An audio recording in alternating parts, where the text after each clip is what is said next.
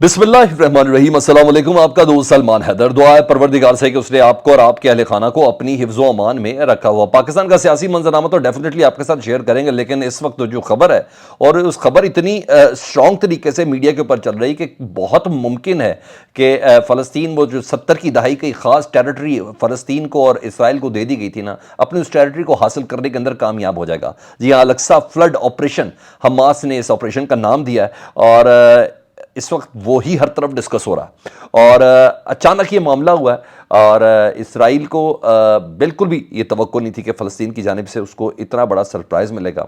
और जिस तरीके से ये तगड़ा हमला हुआ, अब तक जो खबरें चल रही हैं वो ये कहा जा रहा है कि फ़लस्तीन की तरफ से एक बहुत बड़ा सरप्राइज़ है इसराइल के लिए। और यही वजह कि उनकी सबसे बड़ी जो टेक्नोलॉजी जिसको वो दुनिया में सप्लाई करने का सोचते हैं, आयरन डूम, जी हाँ, जो इनका एयर डिफेंस सिस्टम है, वो तक फ्लॉप हो गई। और इस कमाल टाइमिंग के साथ ये हमला हुआ कि हमास ने, और डेफिनेटली हमास के साथ दीगर तमाम तंजीमें भी शामिल हैं, उन्होंने एक एक टारगेट को पहले लॉक किया और उसके बाद उसके ऊपर हमला किया।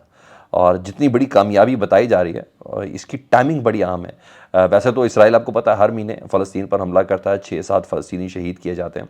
और ये टाइमिंग इस वजह से भी बहुत अहम है कि हम जब देख रहे हैं मिडल ईस्ट और अरब ममालिक के अंदर बहुत से लोग इसराइल के करीब आ रहे हैं, बहुत से ममालिक इसराइल के करीब आ रहे हैं, और ऊपर से सऊदी अरब, जी हाँ, सिर्फ कहते हैं कि इसराइल को तस्लीम करने के बहुत करीब है, सिर्फ ऐलान होना बाकी है। और वफूद की सतह पर तो आपको पता है कि एक दूसरे के ममालिक के अंदर जाया भी जा रहा है, और इसराइली तो ऑफिशियल्स भी कह चुके हैं कि सऊदी अरब ने सिर्फ ऐलान करना है इसराइल को तस्लीम करने के हवाले से। और ये बात मोहम्मद बिन सलमान के इशारों करने से बहुत पता भी चल गई। और उस मौके पर जब आप देख रहे हैं कि सऊदी अरब और ईरान के दरमियान भी वजारती सतह पर, वजारत ख़ारजा और की सतह पर, वफूद की सतह पर, दोनों तरफ, ईरान के अंदर सऊदी अरब के वफूद के और सऊदी अरब के अंदर ईरान के वफूद के, उस वक्त की ये सारी टाइमिंग्स के बीच की मैं बात करूँ कि ये मेरा ख्याल है कि रद्द अमल है फ़लस्तीन की तरफ से, हमास की तरफ से इसराइल के लिए, कि भाई आप लोग जो जो तस्लीम करने जा रहे हैं, तो हम ये कर सकते हैं, या हम ये करना चाहते हैं, या हमारी ख्वाहिशी होगी।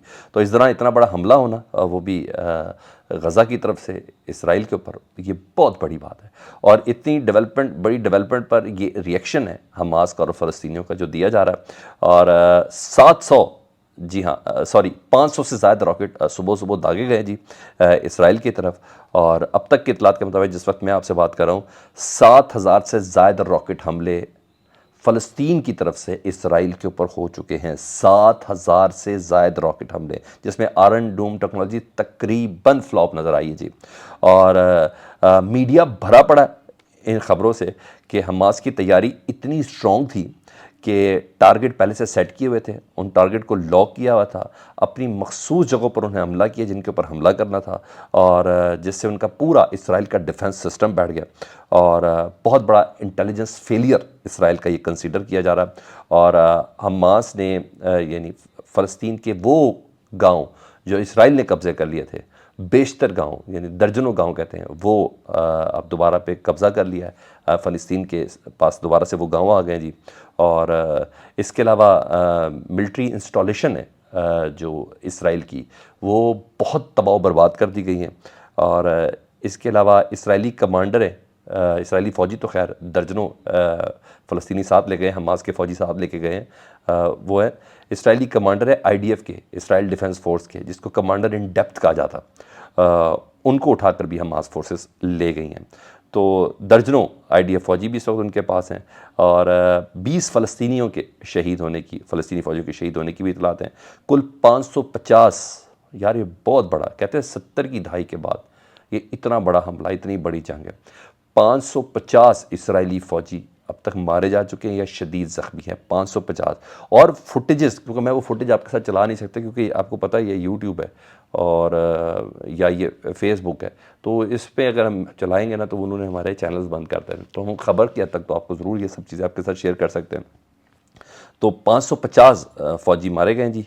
और नेतन्याहू साहब ने, जिनको बहुत गंदी गालियाँ पड़ हैं पूरे इसराइल की तरफ से कि इस बंदे की प्लानिंग इतनी पुअर थी, इसने इसराइल के डिफेंस को इतना कमज़ोर कर दिया कि हमास, जिसकी पूरी दुनिया ببانگ دہل تسلیم نہیں کرتی، جس کی حمایت نہیں کرتی، اتنی بڑی طاقت امریکہ ان کے ساتھ ہے، یورپی یونین ان کے ساتھ ہے، تو اس کے باوجود انہوں نے اتنا بڑا حملہ کیا کہ اینٹ سے اینٹ بجا کے رکھ دی پورے اسرائیل کی. تو نیتن یاہو نے اس کو جنگ ڈکلیئر کر دیا ہے، اور اب تک سب سے پہلے فلسطین کی حمایت کا اعلان جو کیا ہے، حماس کی حمایت کا اعلان کیا ہے ایران نے، اور کہا ہے کہ حماس کی بھرپور حمایت کرتے ہیں. جبکہ سعودی عرب، جی ہاں، جو امہ مسلم امہ، جی ہاں، مسلم امہ کی سب سے بڑی ظاہری بات ہے ہماری وہی بنتی ہے، تو انہوں نے 2 فریقین کو جنگ بندی کا انہوں نے مطالبہ کیا ہے، یعنی وہ نیوٹرل ہی رہنے پہ سعودی عرب اس وقت اب تک راضی ہے. تو ادھر امریکہ، برطانیہ اور یورپی یونین نے اسرائیل کی حمایت کا اعلان کیا ہے. تو دیکھ لیں، ایران اب تک حماس کے ساتھ کھڑا ہے، اور حماس مسلم ممالک سے باقاعدہ جیٹ مانگ رہا ہے. وہ کہہ رہا ہے کہ ہمیں ابھی جیٹ دے دیں تو ہم آپ کو یقین دلاتے ہیں کہ ہم پورے کا پورا فلسطین آزاد کروا لیں گے. یعنی اتنی تیاری کے ساتھ ہے. اور اس کے علاوہ ہانیہ اور دیگر افراد کی فوٹیجز آ رہی ہیں کہ وہ سجدہ شکر ادا کر رہے ہیں، اپنی تیاریوں اور اپنی پلاننگ کے حوالے سے ڈسکس اور شیئر کر رہے ہیں کہ ہم نے اس حد تک کیا ہے. کیونکہ میڈیا ایک سرٹن سٹیج تک ہی دکھا سکتا ہے. اور ہاں، یہ بھی میں آپ کو بتا دوں، ظاہری بات ہے انٹرنیشنل میڈیا ہے، یا تو اب الجزیرہ سے، میں آپ کو زیادہ تر خبریں الجزیرہ سے دے رہا ہوں، دیگر جو خبریں ہیں وہ تو پھر ظاہری بات ہے ان کے ڈیپینڈنٹ ہے، تو وہ آپ کو ایسے پورٹرے کریں گے جو حماس اسرائیلی عورتوں کو اٹھا کے لے کے جا رہے ہیں، بچوں پہ ظلم کر رہے ہیں.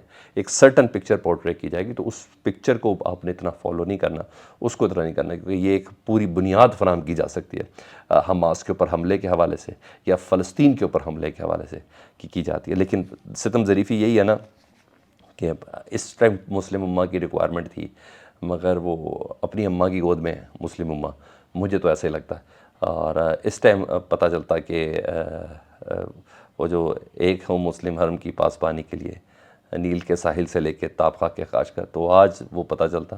لیکن ابھی تک یہ سارے اپنے بغل جھانک رہے ہیں، کیونکہ بحرین تسلیم کر چکا ہے، کدھر گئی امہ؟ یو اے ای تسلیم کر چکا گئی، کدھر گئی امہ؟ سوڈان تسلیم کر چکا ہے، کدھر گیا؟ تو آپ صرف اس چیز سے اندازہ کرو، سعودی عرب تقریباً تسلیم کر چکا ہے، یہ تو اسرائیل خود کہہ رہا ہے کہ اعلان ہونا باقی ہے.